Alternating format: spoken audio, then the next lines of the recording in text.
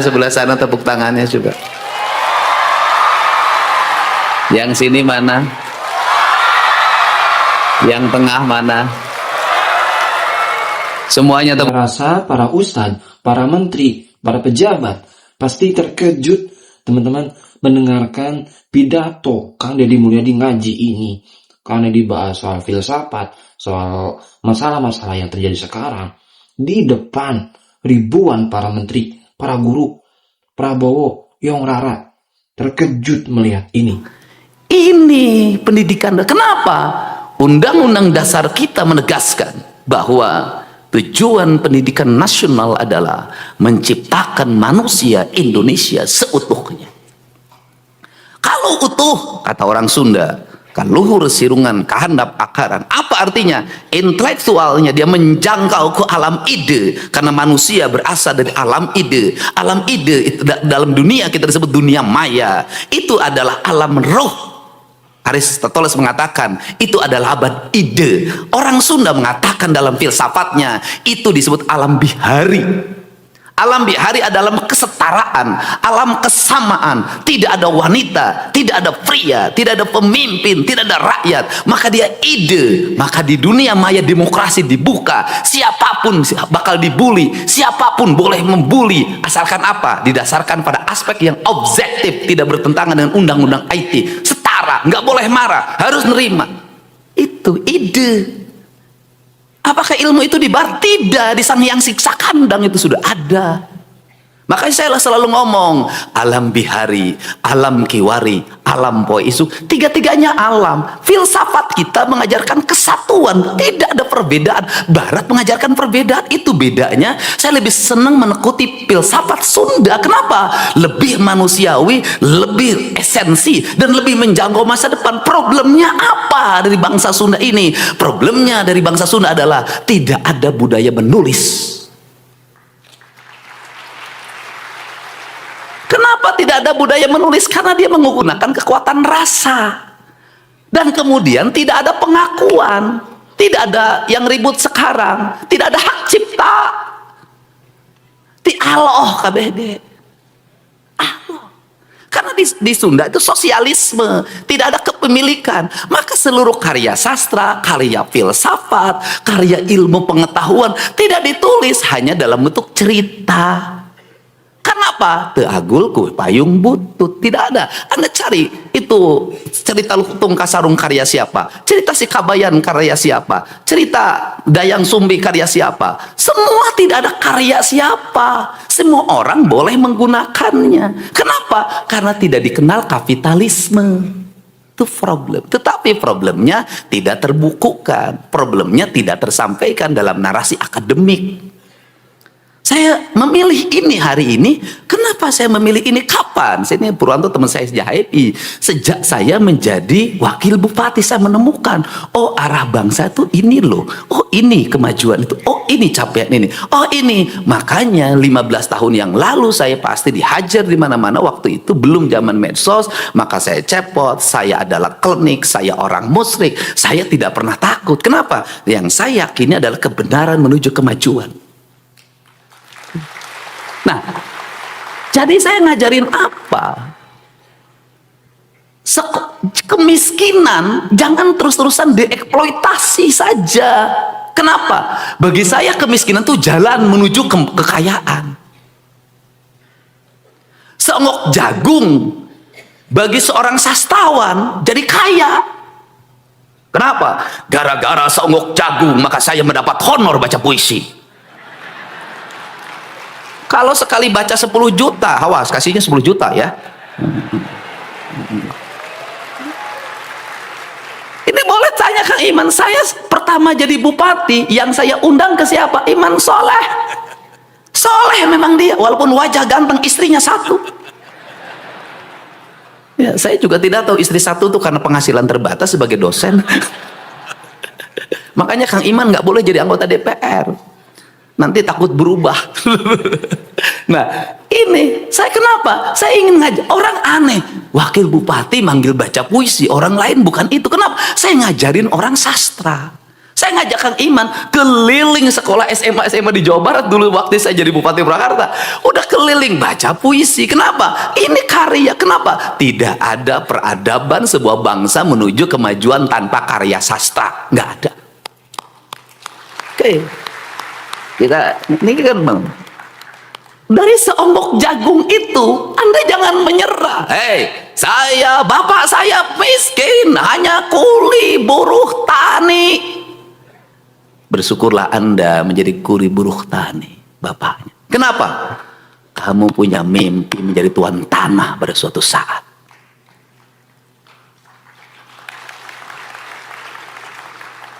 Bapak saya kopral. Berbanggalah menjadi anak kopral. Kamu punya mimpi jadi jenderal. Bapak saya kuli pabrik. Berbanggalah jadi anak kuli pabrik. Kamu nyari jadi pemilik pabrik. Berbanggalah. Kalau saya katakan, kalau Anda miskin, Anda punya kesempatan yang besar untuk menjadi orang kaya. Kenapa? Keadaan akan membawa Anda untuk terbang ke langit. Tidak ada orang yang mental ke atas tanpa tekanan. Tidak ada. Semakin tinggi tekanan, maka semakin tinggi energi yang kita miliki.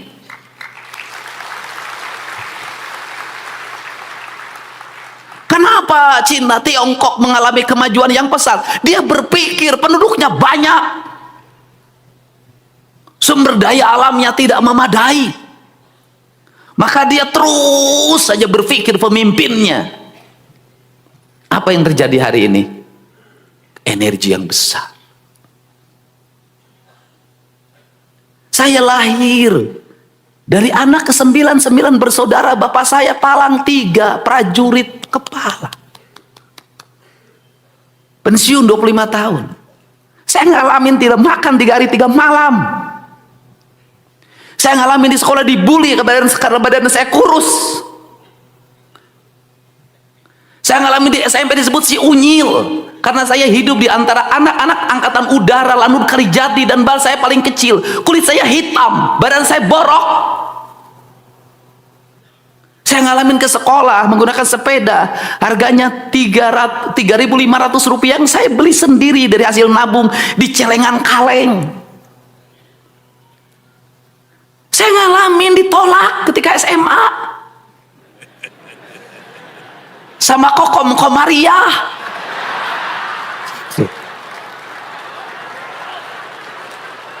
Masih ingat nama itu sampai sekarang. Sama Nur, tolak saya. Kenapa? Nggak tertarik sama saya. Orang ke sekolah naik motor, saya ke sekolah naik sepeda SMA.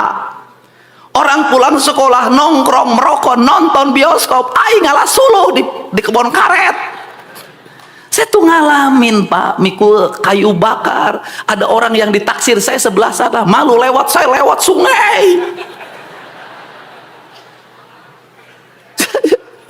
Jadi kalau cerita Garut Pak Sekda, saya ketika ditolak oleh perempuan diajakin oleh teman saya namanya Iyet. SMA itu, kelas 2. Sudah capek bikin suratnya.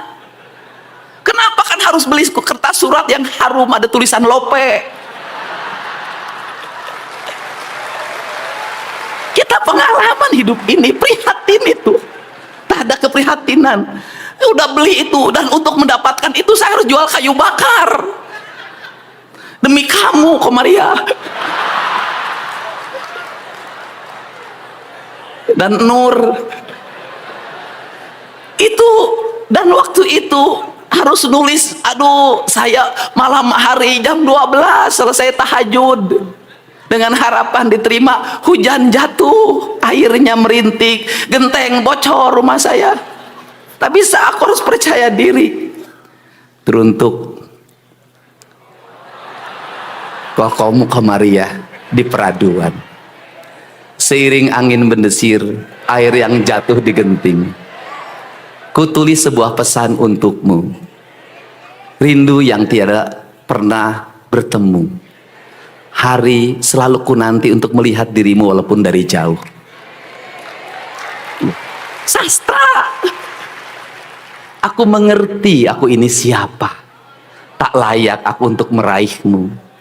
Kulitku yang hitam, badanku yang berbalut getah karet yang selalu kupikul dalam setiap waktu, tak memungkinkan aku untuk menemuimu yang anak seorang guru agama. Anak guru agama itu. Tapi rasa yang selalu membara ini tak pernah berhenti oleh pikiranku yang terasa putus asa. Kau menerima atau tidak, izinkan aku menyatakan bahwa aku mencintaimu. Laki-laki, bro. Saya nungguin titipin surat lewat teman, diselipin di buku. Nungguin, ada nggak dia nengok ya pulang sekolah? Enggak. Balas enggak. Saya nemuin si Iep tuh. Aing bogo kasih kokom tadi tarima, tenang. Kita pakai cara lain. Bagaimana? Pakai magic, kata dia.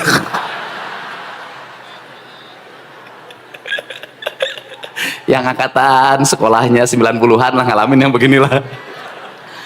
Jadi bagaimana pakai magic? Udah puasa. Waduh, saya puasa. Berapa hari? 40 hari.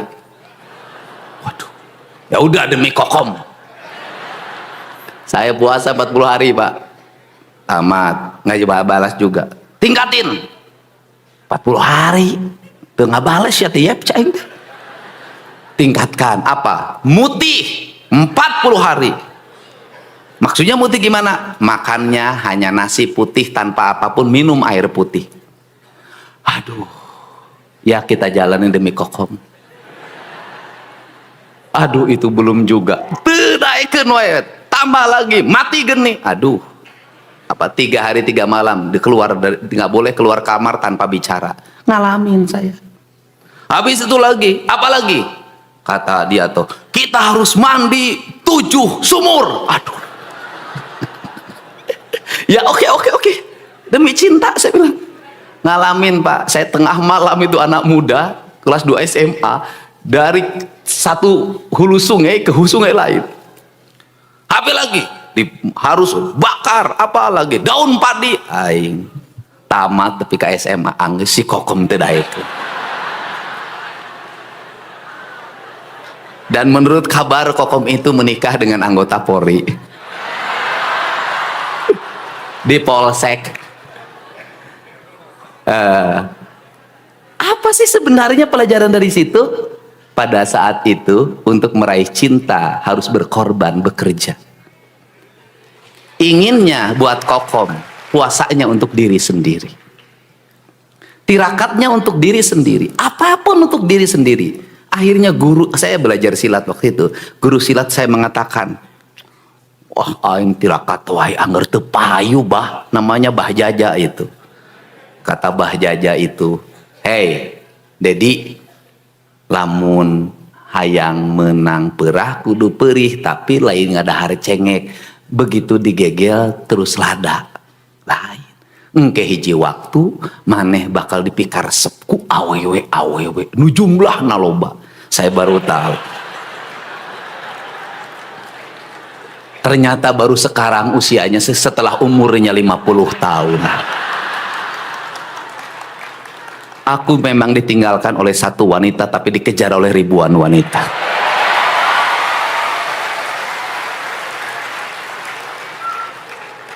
Tapi sayang, cintaku tak akan pernah berlabuh pada yang lain kecuali Hyang Sukma Ayu. Dan sampai hari ini Hyang Sukma Ayu sambil menduk bubuk dada mengatakan, ayah jangan nikah lagi. Kenapa? Ayah punya Hyang. Hyang tidak mau ada saingan. Demi untukmu aku rela untuk tidak nikah lagi di depanmu.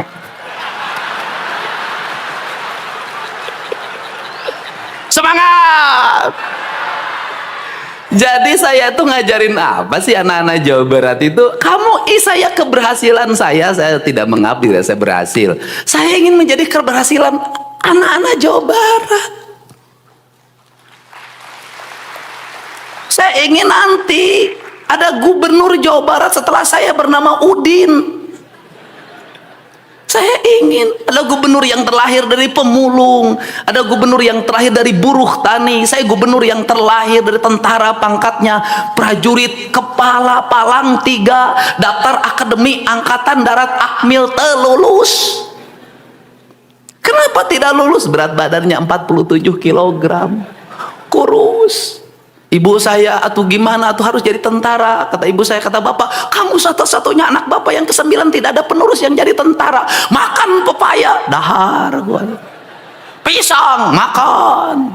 Teman saya ngasih obat namanya Harsen, biar makannya gede, badannya gede, kamu bisa jadi tentara, kan kamu jadi backing saya nanti, kata teman saya. Aduh, alhamdulillah saya minum pil Harsen, boro-boro naik badan, pipi gede.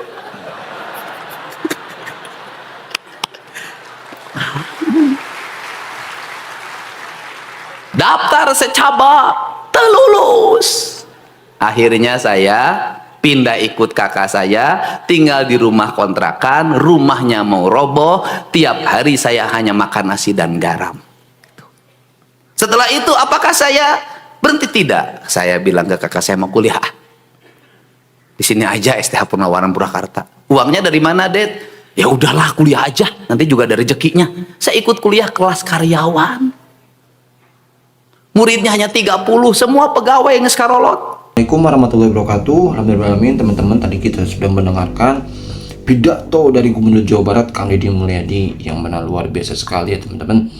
Ya, Kang Deddy sampaikan bahwa semua ya para aparat, para pemerintahan, tolong ya, ayomi masyarakat, ayomi ya warga,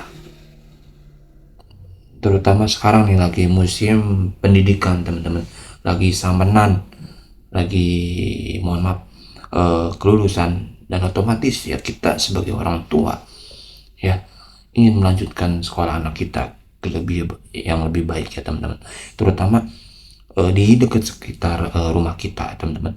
Jangan sampai ya kita warga sekitarnya susah sekali ya untuk memasukkan anak kita sekolah gitu ya.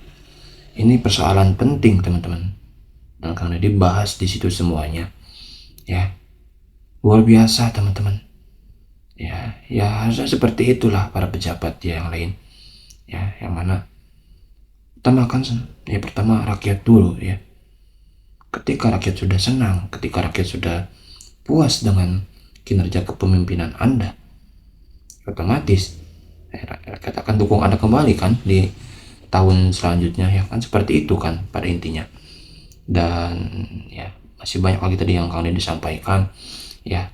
Saya rasa ya daging semua teman-teman ya, daging semua itu ya teman-teman.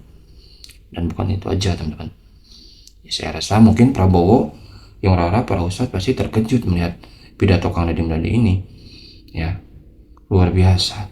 Walaupun saya sampaikan bahwa beliau ketika dulu waktu masih kecil ya, beliau ya ditimpa dengan musibah-musibah yang sangat luar biasa, sehingga ya menguatkan mental beliau sekarang.